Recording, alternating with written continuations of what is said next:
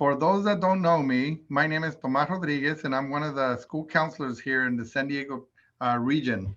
We got several different counselors joining us here today and advocating and supporting the students that are here today. So we welcome and we're glad that you're actually here, taking a look and taking some time to a very important topic that us counselors and many of the staff that work at our school believe that is very important. This is a very potential harmful situation that's been going on for years now.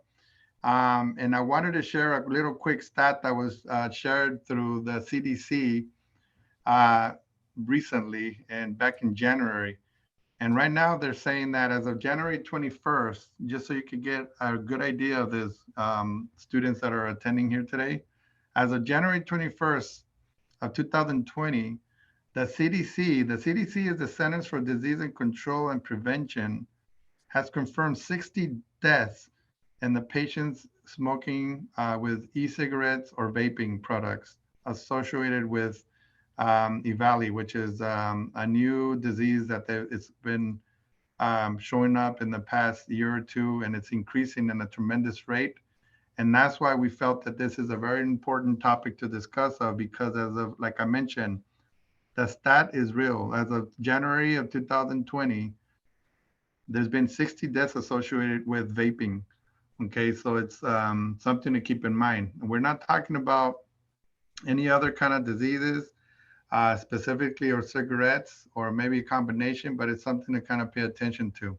So our goal today is that we have Alex Swift, a staff member from the San Diego County Office of Education that is graciously accepted to come in and present to our students and families again today about this important talking in vaping, so you could get informed and learn more about what this does to your body.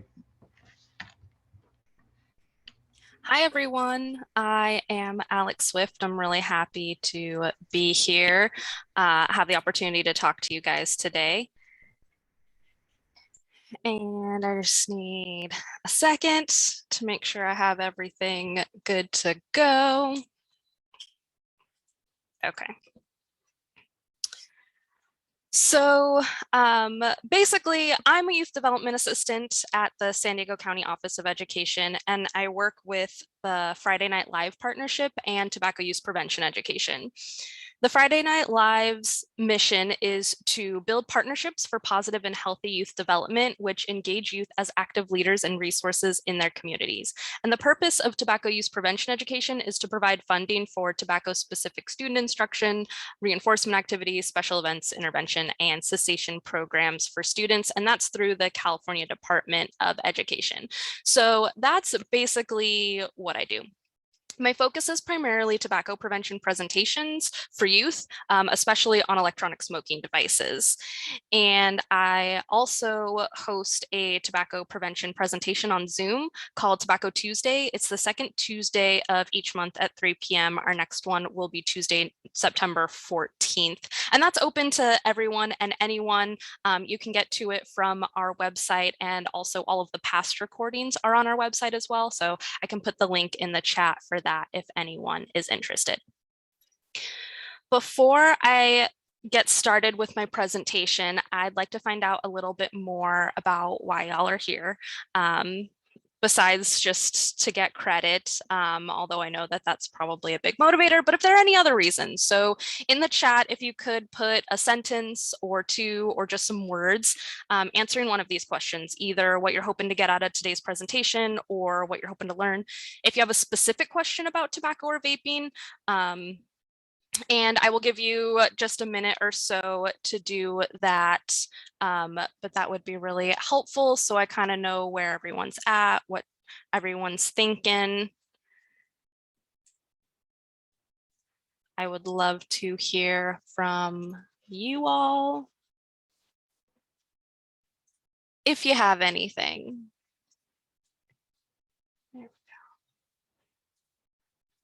Or not. Wait, so you said what? What are we supposed to do? So answer one of the questions that's up on the screen, if you can see the screen. If you're on a phone and you see me and not the screen, you might need to just swipe one way or the other to see the screen that I'm sharing, not the screen that I'm talking from.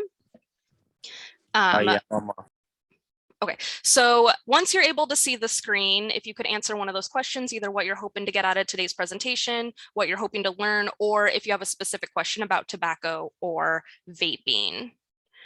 Let's see, I got a couple things. I want to learn about how vaping is different from smoking cigarettes. We'll talk about that. That's a great question. When I was a kid, they told me drugs were going to be for free. They lied. Yep, no, nothing is for free these days, I feel like. Nothing's free. All right. How do I sorry about that. How do I answer the questions on my phone? I can't. Where do I go to this? If you're on the phone, in the bottom right corner, there should be 3 dots or a button that says more. I'm not sure what it is because I just got an update. And you click on that, you click on the chat, it'll come up sort of like a new screen. So you won't be able to see the presentation and the chat. You have to go to the chat, type stuff in, then go back to the presentation. Okay. So if it's too difficult to get stuff into the chat, that's okay. Just think about it. And then if I didn't answer your question, or if I don't talk about what you were thinking about, then we should have some time at the end to address any of those questions or anything else if I didn't get to what you were thinking about. Okay, thanks for all that. I got a question. Hold on. Wait, is smoking nicotine the same thing as, would you say it's almost the same thing as smoking tobacco, or what would you say? That's a great question. So I'm going to talk about that a little bit in a minute, but basically just to quickly answer that so you don't feel like you have to get stuck on it before we move on. Nicotine is one of the chemicals that's found in tobacco. So it's the same thing. Nicotine is derived from tobacco. We wouldn't have nicotine without tobacco. What's used in electronic smoking devices where you don't actually get the tobacco leaf, like in cigarettes that's been dried and put into paper to smoke, the nicotine is still derived from tobacco. So it's a chemical that's been separated from the tobacco, but the reason that electronic smoking devices are considered tobacco products is because the nicotine that's in electronic smoking devices or in the e-liquid comes from tobacco plants still. Does that answer your question? Hopefully. Yes. All right, awesome. Thank you all for putting stuff in the chat. If you've just joined us, I'm Alex from the County Office of Education, and we're started with our presentation. There is a pre-test that your counselors want you to fill out. So Mr. Rodriguez, if you could put that in the chat again, because we had a couple people that just came on. So there should be a link in the chat in just a second that you can click on, and they want you to do that. And you're going to take it again at the end. It's going to be the exact same thing, but they want one before and one after. So make sure if you just joined us or if you haven't done it yet, click on that link in the chat and make sure you fill out that survey. All right.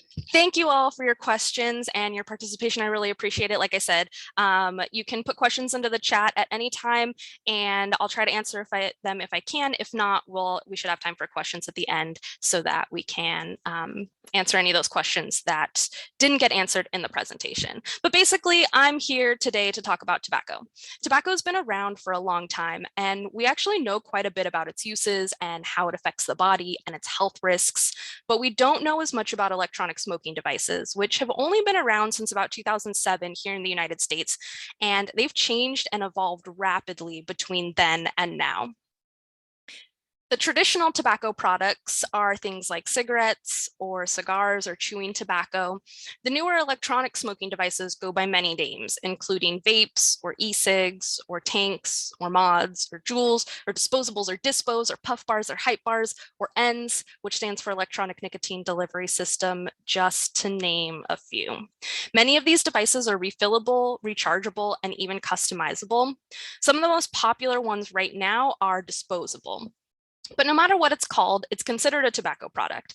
And as of August 2016, electronic smoking devices have been regulated as tobacco products by the Food and Drug Administration, or the FDA. Since they're tobacco products, you must be 21 or older to purchase them. That's the law.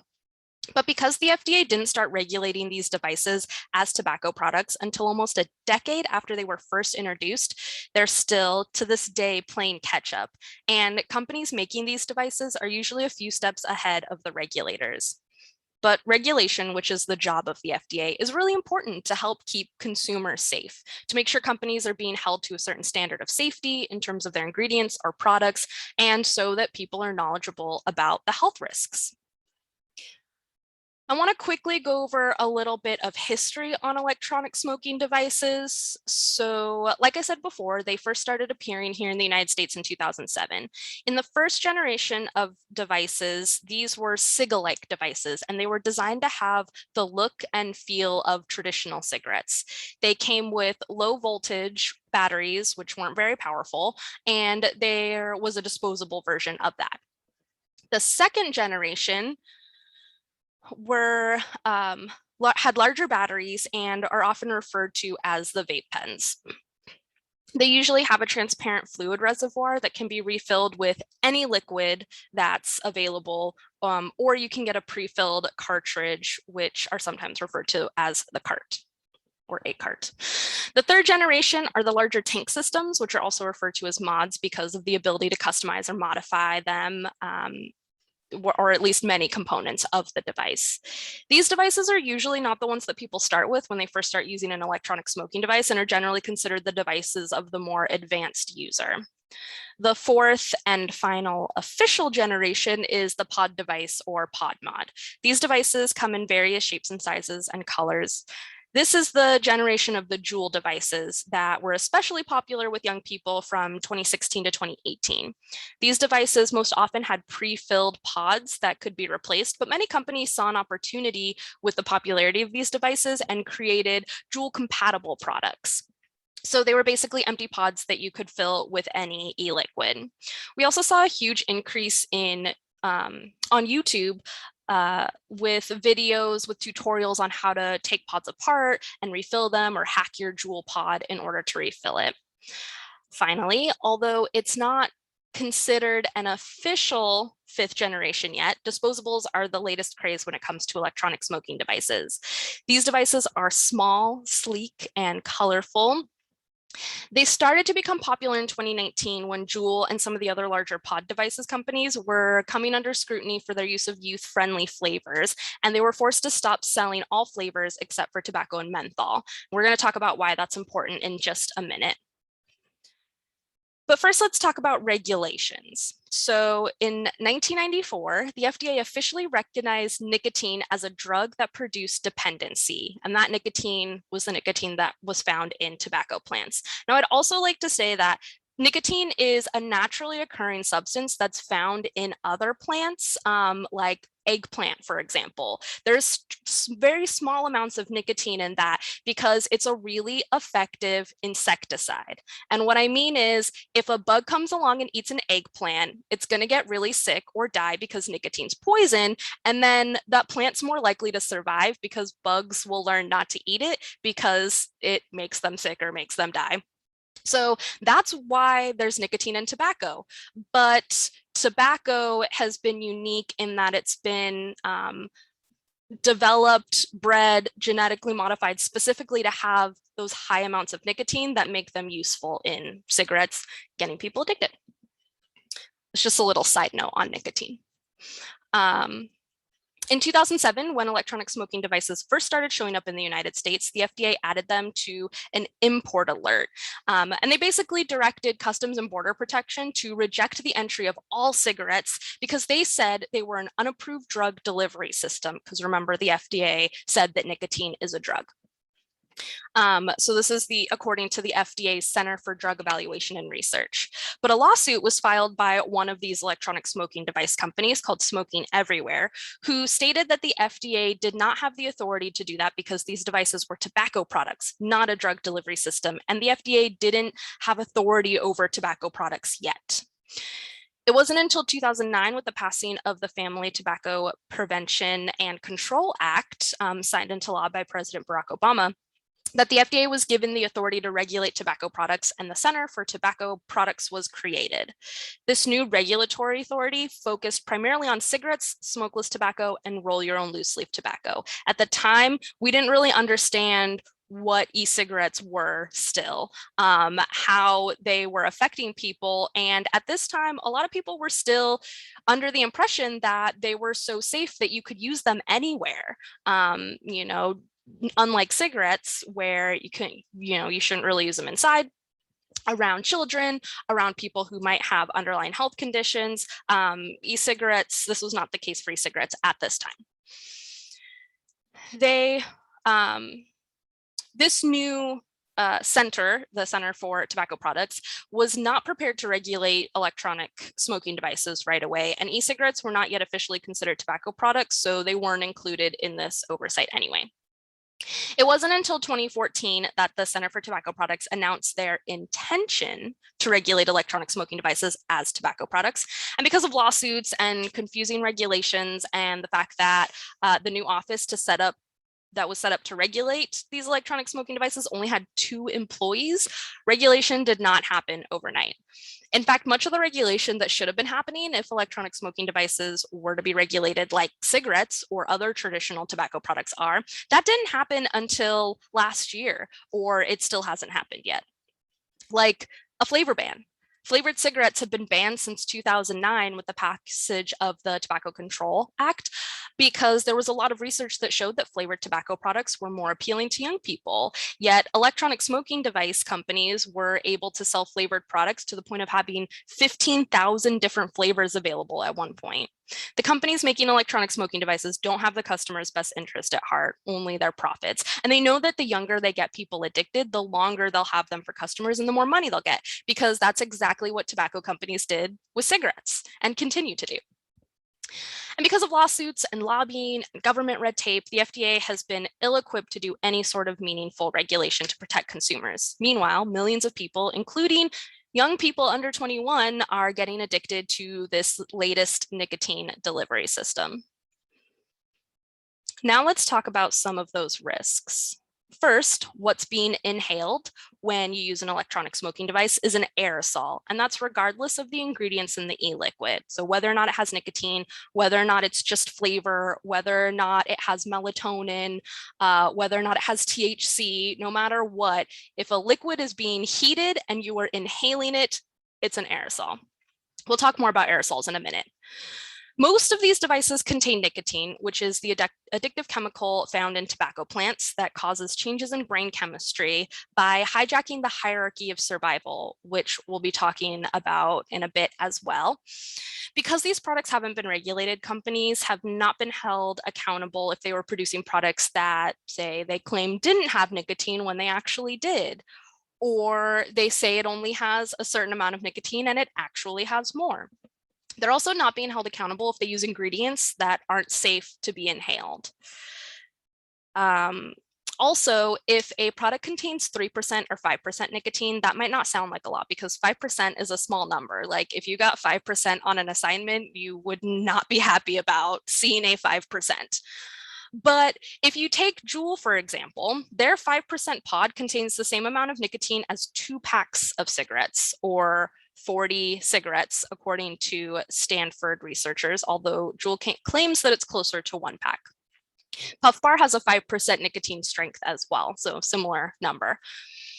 Finally, it's important to keep in mind that we don't know all of the health effects of using electronic smoking devices yet, especially long-term use, because these devices haven't been around for that long, and there hasn't been nearly as much research done on them as there's been done on cigarettes, which have been around for a lot longer. One thing that's in most electronic smoking devices that has been studied extensively is nicotine and nicotine addiction. So we're going to watch a short video that's going to sum up what happens to your brain when you use a substance like alcohol, tobacco, or other drugs.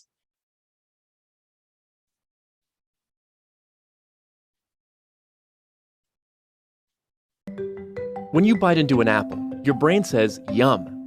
Your brain recognizes that this apple is good for you. It has nutrition, vitamins, and gives your body the energy it needs to survive. Whenever the brain recognizes something that's good, it releases a chemical called dopamine.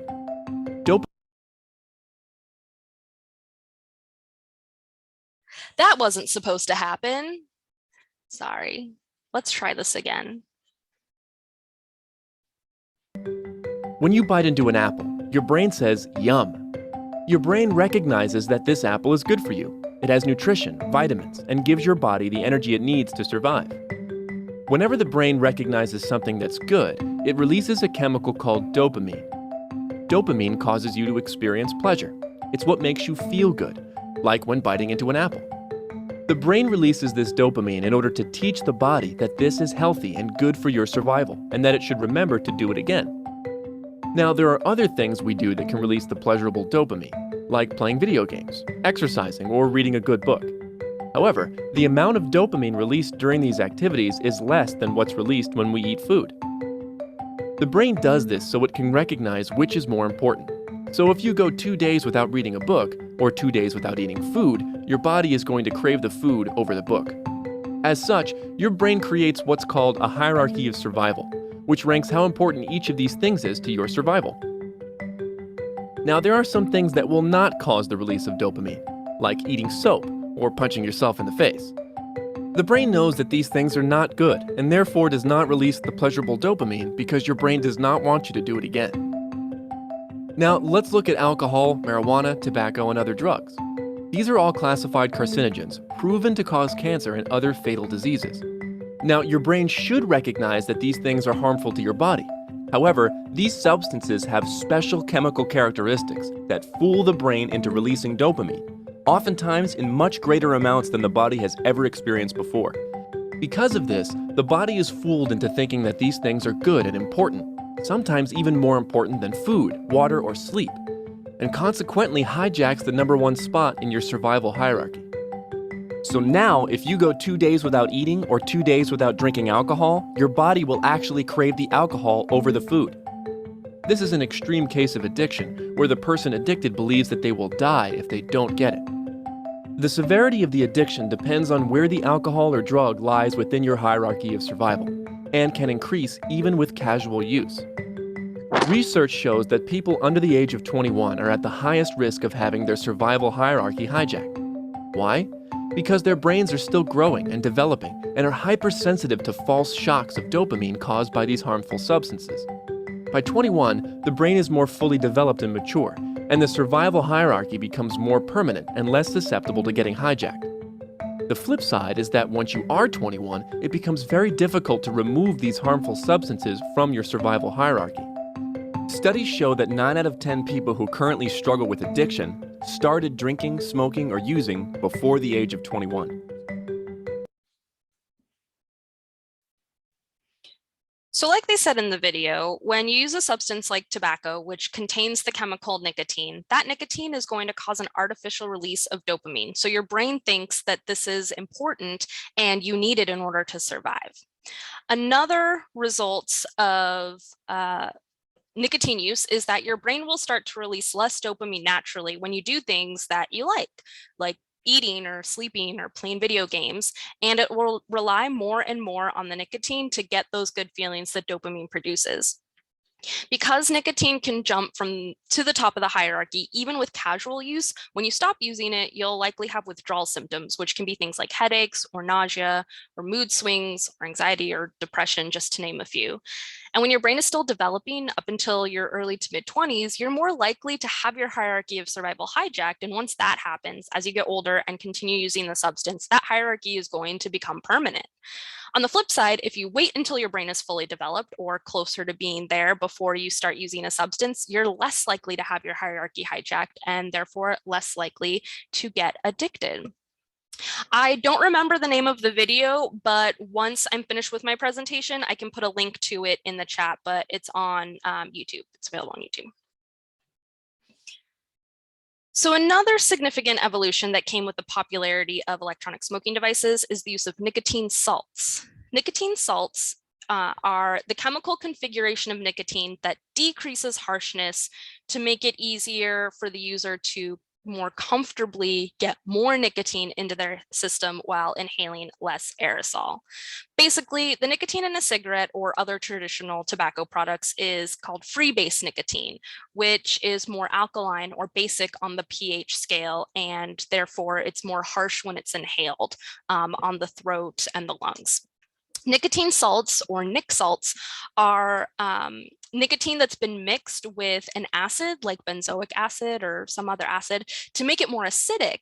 And the opposite of basic is acidic, and the opposite of harsh is smooth. So if you have nicotine that's more acidic, it's a more smooth experience on the throat and the lungs when it's inhaled. Research on the use of nicotine salts is limited, and the health effects, especially the long-term health effects, are unknown. It has a similar effect to adding menthol to cigarettes or other flavors, which is to mask the harshness. Both of these methods for masking harshness of smoking or otherwise inhaling nicotine are used really for one purpose only, which is to get people addicted to these products as quickly as possible. Juul wasn't the first electronic smoking device company to use nic salts, but they definitely made them popular. And now it's the industry standard for most electronic smoking devices. It was another way for companies to reduce the perceived risk of their products. So they designed their products to not look like traditional cigarettes in color or size or shape. Then they flavored their products. So instead of tasting like cigarettes or smelling like cigarettes, it smells like pineapple or mango or creme brulee or Cap'n Crunch. Then they use nicotine in a liquid form that makes it so that more nicotine is inhaled and absorbed more easily without the harshness of cigarettes. And because of all of this, young people are much more likely to try electronic smoking devices, because if it doesn't look or taste or smell like a cigarette, it must not be harmful like a cigarette, right? And because of flavors and nicotine salts and the fact that your brain is still developing until your mid-20s, the nicotine addiction is happening faster and more severely than it ever did with traditional cigarettes. This list here is some of the chemicals that have been identified in the aerosol of electronic smoking devices. The chemicals in yellow are those that are known to be harmful to our health. They're known to cause cancer. Those are the carcinogens and other health issues. Many of the chemicals on this list are the same chemicals that are found in traditional cigarettes and traditional cigarette smoke.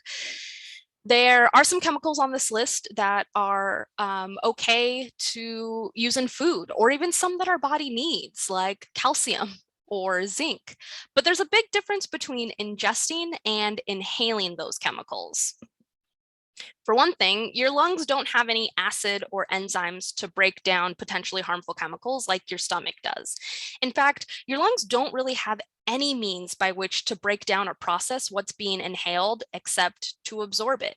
Basically, your lungs aren't meant to inhale any aerosol. Like I said earlier, all electronic smoking devices create an aerosol regardless of the ingredients in the e-liquid. Any aerosol is tiny particles that are suspended in gas, or in this case, it's tiny liquid particles suspended in gas. Those particles are made up of the chemicals that were either present in the e-liquid before it was heated or is a byproduct of the heating process. Some other examples of aerosols include cigarette smoke, just tiny particles suspended in gas, or the smoke from a campfire or bonfire. Also, things like spray paint or bug spray, spray sunscreen, hairspray, body spray, stuff like that are all aerosols, all not good to inhale. Then there's the secondhand smoke, which is also known as passive smoking. Secondhand smoke can be dangerous whether it's from cigarette smoke or marijuana smoke or from electronic smoking devices, which could also just be called secondhand aerosol. It can be especially dangerous with long-term exposure or exposure in close spaces like a room or in a car. Additionally, secondhand smoke can travel farther than you may think, including through air vents or through the heating or AC system to other rooms or apartments or stores if they're connected through the same heating and AC system. Then there's third-hand smoke. Third-hand smoke is basically the residue left behind by smoking or vaping. So if you've ever been in a smoker's car or in their house, even if they're not smoking, it has that smell. Their things might be discolored. That's the third-hand smoke. It's the residue that's left behind. It's not strictly smoke, but the chemical residue that sticks to and becomes embedded in materials and objects like carpets or walls or furniture or blankets or toys. And it can linger indoors for a long time. We're talking months, even years. And it doesn't go away totally by just airing out a room or using an air filter. In places where someone has smoked for like 20 years, professional cleaning is the only way to completely remove the chemicals that have been embedded in the carpet and the walls and the vents and the electrical outlets. And these services can cost upwards of tens of thousands of dollars. With third-hand smoke, when someone's using an electronic smoking device and the cloud of aerosol goes away and you can't see it anymore, those chemicals are still there. They don't just go away. And when the chemicals in the electronics smoking device aerosol stick around, they also remain on surfaces like the couch or the carpet or clothing or seats in the car, and they can react with other chemicals in the environment and form more toxic chemicals.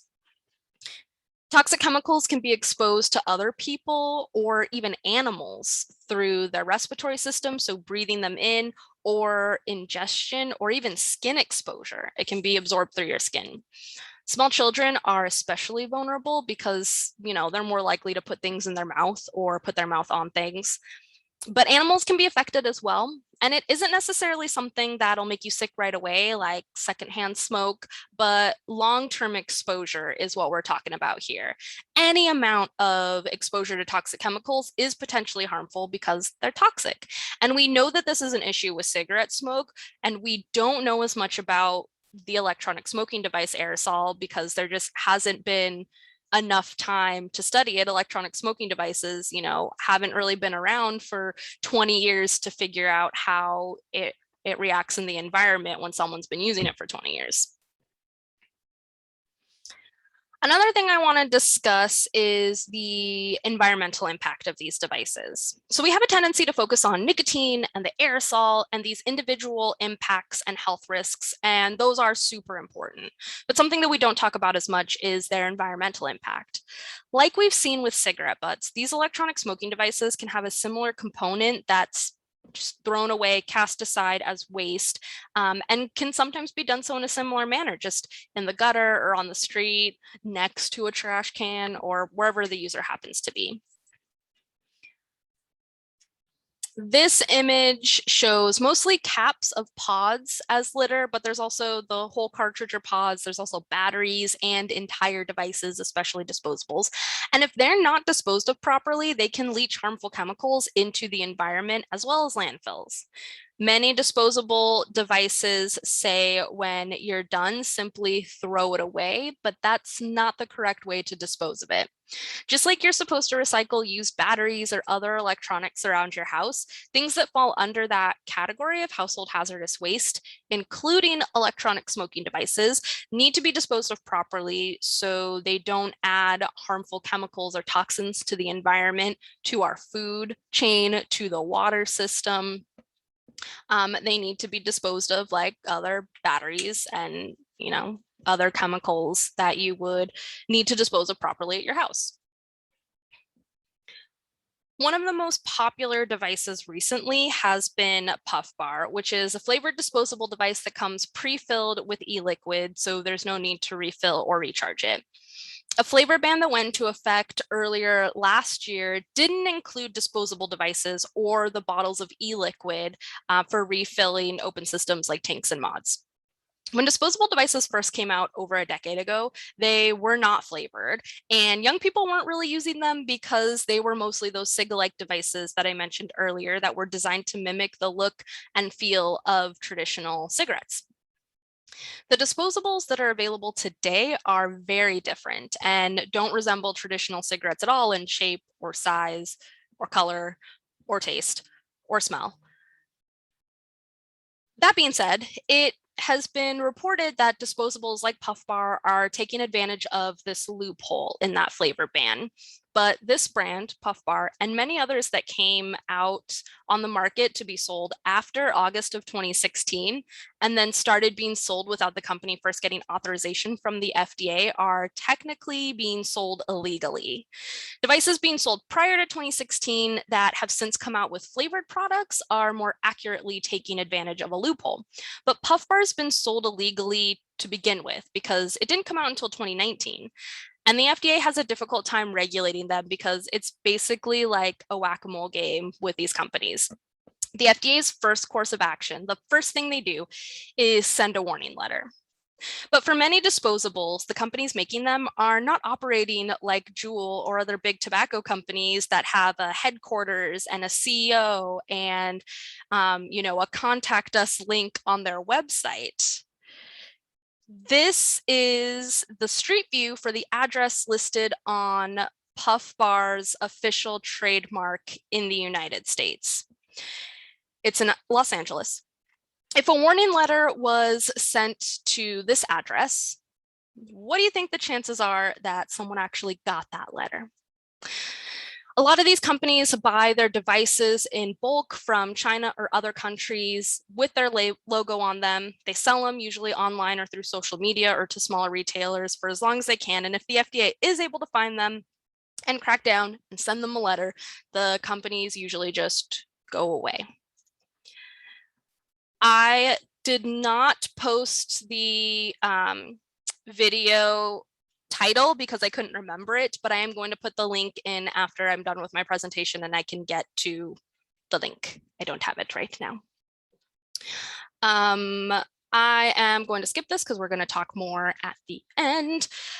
So basically, just to recap, these are some of the important key facts to keep in mind when it comes to tobacco use, but especially vaping. If you need to take notes for credit and you haven't been able to this whole time, this is probably a good place to take notes or at least try to remember some of this stuff. First, it's important to remember that nicotine can harm the developing brain by causing permanent changes during a very crucial time of development. Then there's the chemicals. E-liquids can contain many different chemicals, including ones that are safe to ingest, but they can be harmful if they're heated up and then inhaled. The reason for this is because what's being inhaled with an electronic smoking device is an aerosol, and it's an aerosol anytime an electronic smoking device is being used, regardless of the ingredients in the e-liquid, whether or not it contains nicotine, whether or not it contains THC, whether or not it's organic, whether or not it contains some other main ingredient, it's always an aerosol. And that aerosol can be dangerous to people around the user as well as just the user in the form of secondhand smoke and secondhand aerosol or third-hand smoke. Any product that came out after August 8th, 2016 without first getting authorization from the FDA is an illegal tobacco product. And that can be hard to know without knowing the history of the device or the company that makes it, but it does apply to most flavored disposable devices that are out right now, especially if they look like a Puff Bar. Finally, the environmental impact. So even though it's not something we talk about as much, you should know that disposable devices, cartridges, and pods, and batteries pose an environmental risk if they're not disposed of properly, because they can leach harmful chemicals into landfills and the environment. Dr. Stan Glantz from the Center for Tobacco Control Research and Education at the University of California, San Francisco has this to say to kind of sum up electronic smoking device use. He said, if you're around somebody who's using e-cigarettes, you are breathing in an aerosol of exhaled nicotine, ultrafine particles, volatile organic compounds, and other toxins. One final thing that I want to discuss is SB 793 and the referendum against it that recently qualified for the ballot in the next general election in November of 2022. So not this November, but next year.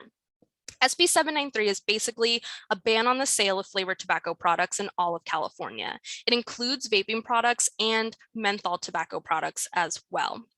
It doesn't criminalize smoking or individuals having cigarettes or other tobacco products on them, but rather it's going to hold stores responsible, and the enforcement is going to be done on those retail sales from stores. The 3 voters that initiated the referendum all have ties to the tobacco industry, including 2 attorneys that represent tobacco interests and a tobacco industry lobbyist. 2 of the largest tobacco companies, RJ Reynolds and Philip Morris, have spent about $20 million in support of the referendum trying to stop this flavor ban. But it's estimated that the tobacco industry will earn $1.1 billion just in the 22 months that SB 793 has been delayed. It was supposed to go into effect this past January 2021, but because of the referendum, it's not going into effect until after the voters decide the law's fate. Basically, if you're eligible to vote in next year's election, you will see this referendum on your ballot. A yes vote means that you want to uphold SB 793 and want the flavor ban to become law. A no vote means you want to repeal SB 793 and you don't want a statewide flavor ban to take effect. If you want more information on this issue, I discussed it in depth on our last episode of Tobacco Tuesday, which is available on our website. That does it for all of the information that I have for you all today. Thank you so much for your time and for paying attention. And I have some links that I need to put in the chat for you all. And I think we still have some time. So if anyone has any additional questions that I did not answer in my presentation or anything else, now is the time for that. Thank you. Thank you so much, Alex, for the wonderful presentation. Very informative. Information from last year, from today. I learned again more information I didn't know again, including the last one you presented about the political piece for SB, whatever number that was. Mm-hmm. Very important for us to be informed on this stuff, right? Yep. Anyhow, any students that have any questions for her?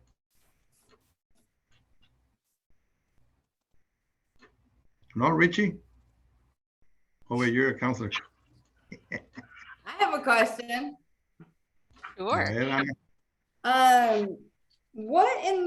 You sort of touched on this, but what makes we should make a new DARE program? So funny. DARE was proven to not be effective, and I was a DARE vice president in 1990. One of the things that is effective is youth-led programs like Friday Night Live. Yeah, there you go. We can have it at pretty much any school, or we also have community sites as well. We basically just need a group of young people that are passionate about an issue, and we can start a Friday Night Live chapter. So that would be cool. Better than DARE. Yeah, right. My question though is, what in the world makes something disposable? The idea for these electronic smoking devices being disposable is that they don't need to be recharged and they don't need to be refilled. So the battery inside of it comes fully charged, or, they say it's fully charged, who really knows? And instead of having like a pot or a cartridge, it's basically like cotton soaked in the e-liquid. And so that's what gets heated up, powered by the battery. That's what gets heated up and then inhaled. And so the idea behind these, the reason that the companies are making these is because, people lose their devices, they lose the charger. It's something that you have to keep track of. But with a disposable device, you use it until either the battery dies or the liquid is used up, and then you just throw it away. But because it has e-liquid left over in it, and because it has a battery, it's not actually disposable in the sense that you can throw it in the trash. It's still something that needs to be recycled properly through like an e-waste or a household hazardous waste. They have like drives, but there's also locations. No one's doing it. Yeah.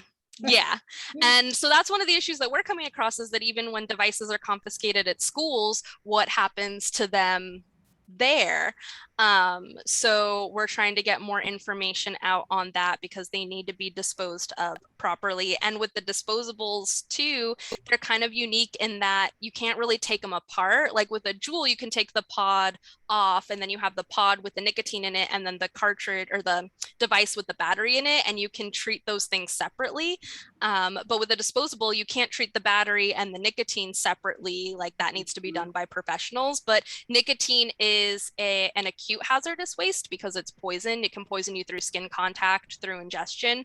And so that needs to be treated differently than a battery needs to be treated because they're different things. Yeah. Yeah. All right. Good answer. Yeah, like Dante had a good point how aside from the flavor, it's the lack of smell that these drugs have, you know. It doesn't smell. Smoking in my face and I couldn't smell it, but I was annoyed at her audacity. Yeah. Good point, Dante. That's very appealing to everybody because they can hide it, especially the youth. They can smoke it in their room. Parents won't even know. Yep. That is the point. Exactly.